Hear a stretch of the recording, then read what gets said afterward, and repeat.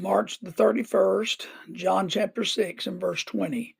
But he said unto them, It is I, be not afraid.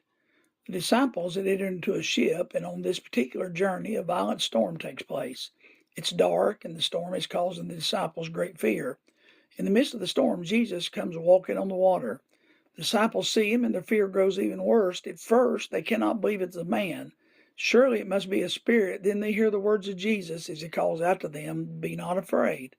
All through the Bible, you read where God instructs us to not be afraid. The phrase fear not is used more than any other phrase. God makes certain that we know that faith and fear cannot coexist. To have fear reign in our heart and lives creates torment. Fear can become so big and large that it literally consumes us. It can cause us to even challenge our standing with God and even God himself. But note, Jesus knew the disciples were in a storm. God always knows where you are and what you're going through. Jesus also knew the circumstances they were facing had them afraid. God knows our fears and what causes us to be afraid.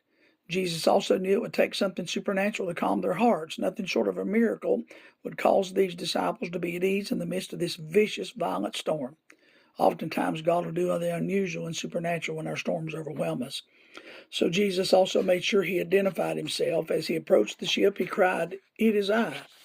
There's no more comfort for the child of God than to hear the voice of their Savior in the midst of their storm.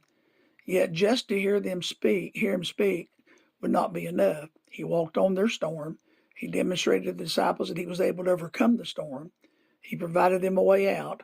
You and I can rest assured that God knows where we are, what we're going through, and he's able to provide for us a way out of this storm. Fear not.